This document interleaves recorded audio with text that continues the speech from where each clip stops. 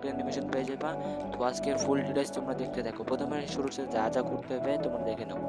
So tips number 1, ফার্স্টে যেটা করতে হবে তোমাদেরকে একদম একটা বট ড্রেস আপ নিতে হবে।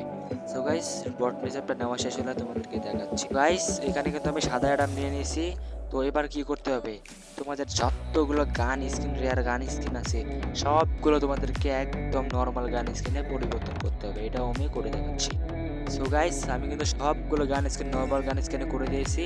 তো এবার কি করতে হবে, তোমাদের প্রোফাইল ব্যানারটাকেও মনে করো যে নব বানাইতে বলবে।